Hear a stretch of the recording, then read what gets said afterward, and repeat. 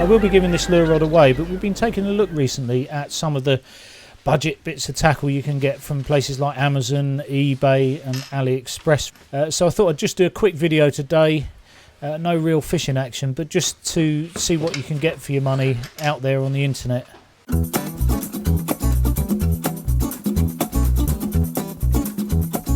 Comes in quite a good little rod tube, this one actually. It's a 4-piece, the Go Tour Exceed spinning rod. I'm looking at it primarily as a hard lure bass rod, 10 foot. And this is really just the first impressions. So it's quite nice to have that tube box. 4 equal length pieces for the 10-foot rod. It's quite handy having a 4 pieces actually.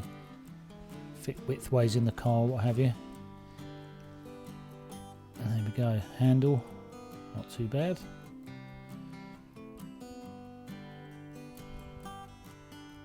You feel like metal, those orange rings there. It's got the logo in the butt like most of them have now. And there we go, it's about a 10 to 40 gram rod.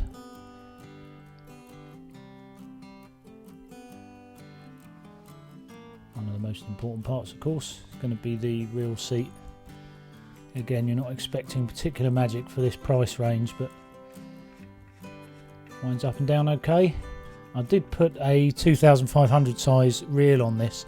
It did wobble a little bit actually, but I quite like the grip on there.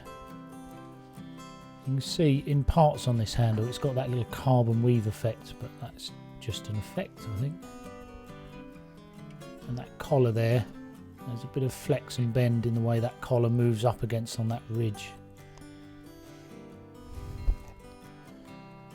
And between the two handles on the butt section it's about 14 inches. It's just not too long, it's quite good. A problem with some of these budget rods is they make that distance too long.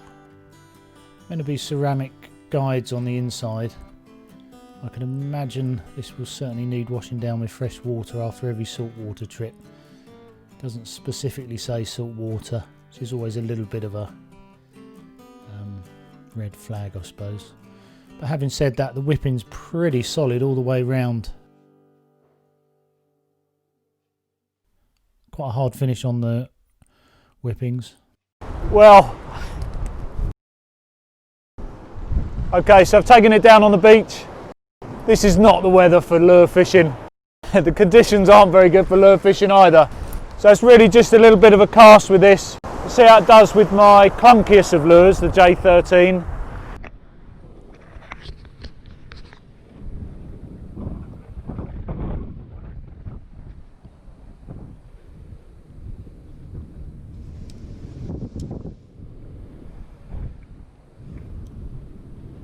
Cast with this. We'll see how it does with my clunkiest of lures, the J13. And then we'll put on something a little bit lighter. But I got the feeling, just as it starts to rain as well, that this rod might be more suitable for the mackerel in summer. Obviously not going to catch anything today, but those initial few first casts aren't bad at all.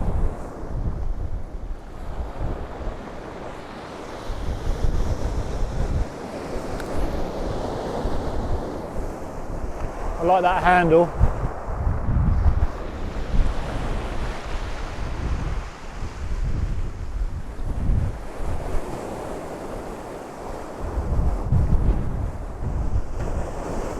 Quite a progressive action.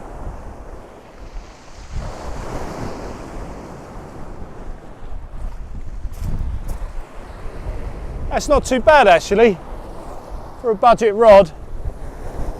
A little bit sort of wallowy in the handle section, and obviously it's 4-piece as well, but I like the way that the tip, actually I don't mind the way that this tip action is. You know, might be better with the smaller lures.